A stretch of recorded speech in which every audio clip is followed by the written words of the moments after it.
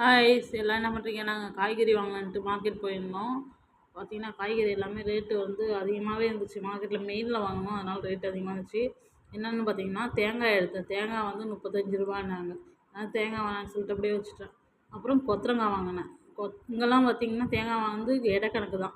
கொத்தரங்காய் வாங்கிட்டு, கத்திரிக்காய் வாங்கிட்டு, அப்புறம் பாப்பாவுக்கு கேரட் வாங்கிட்டு அப்படியே வந்துட்டேன். அப்புறம் ஒரு டீ குடிச்சிட்டு வந்தேன். அப்படியே சுற்றிட்டு கொஞ்சம் நேரம் ஞாயிற்றுக்கிழமைங்கிறதுனால ஞாயிற்றுக்கிழமை எடுத்த வீடியோ இது. இப்போ தான் அப்லோட் பண்ணுறேன்.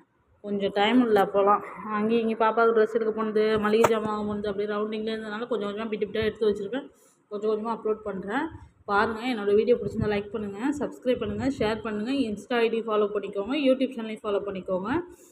அப்புறம் பார்த்திங்கன்னா பாப்பாவுக்கு என்ன சாப்பாடு செய்யறதுன்னு தெரியாமல் யோசிச்சுட்டு இருந்தேன். அதுக்கப்புறம் பார்த்திங்கன்னா பாப்பாவுக்கு பால் சூடு பண்ணி எடுத்துக்கிட்டு, அப்புறம் வந்து பார்த்திங்கன்னா பூ இருந்துச்சு. பூ மார்க்கெட்டில் கம்மியான ரேட்டில் இருந்துச்சு, அதை வாங்கிட்டு வந்துட்டேன்.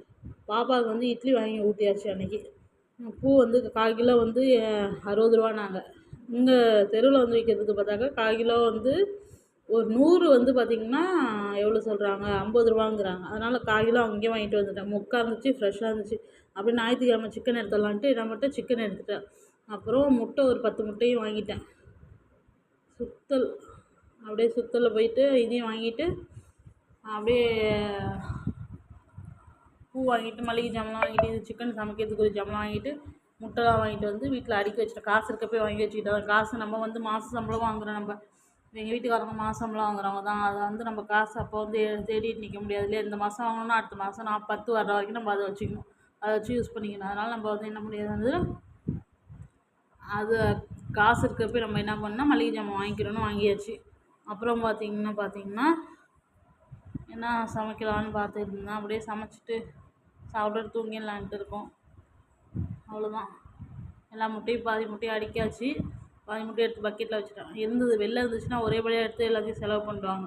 உள்ளே இருந்துச்சுன்னா அது பாட்டுக்கு இருக்கும், தெரியாது இருக்கிற இடம். அதனால் எல்லாத்தையும் அடுக்கி வச்சாச்சு. அடுக்கி வச்சு சிக்கன் சமைக்க ஆரம்பிச்சாச்சு. கரண்ட் வேறு கட் ஆகிடுச்சு அந்த டைமில். மளிகை ஜாமான்லாம், அதாவது அந்த சிக்கனுக்கு ஒரு ஜாமான்லாம் அரைக்கணுன்ட்டு எடுத்து வச்சுருந்தேன். அதுவும் அரைக்க முடியல. அதுக்கப்புறம் கரண்ட்டு 4 மணிக்கு தான் வந்துச்சு. அதுக்கப்புறம் தான் சமைச்சு சாப்பிட்டோம். பாப்பாவை பாருங்கள் எப்படி கத்திட்டு கிடக்குறாள். அழுவ தான், ஒரே அழுக தான். அதை வச்சுக்கிட்டே எல்லா வேலையும் பார்க்கறது ரொம்ப கஷ்டமாக இருக்குது. இதனால் என்ன பண்ணுறது, எல்லா ஜாமத்தையும் எடுத்து மேலே வச்சுட்டு சமைச்சு சாப்பிட்டுட்டு படுத்து தூங்கியாச்சு. பூவை பாருங்கள் எவ்வளோ பூ இருக்குன்னு. 1/4 கிலோ அவ்வளோ காணுந்துச்சு. நான் 100 வாங்குகிறேன் நினைப்பேன், என்ன பண்ணிவிட்டேன் வாங்கிட்டேன். பார்த்தீங்கன்னா 1/4 கிலோ அதிகமாக இருந்துச்சு. சரி ஓகே, எப்படியும் ஒரு வாரம் வச்சுக்கலாம், டெய்லியும் பூ வச்சுக்கலாம். பூ மேலே தான் இப்போ தான் ஆசை வந்துருக்கு. ஃபஸ்ட்லாம் ஆசை வராது பூ மேலே, இப்போ பூ மேலே ஆசை அதிகமாக இருந்துச்சு.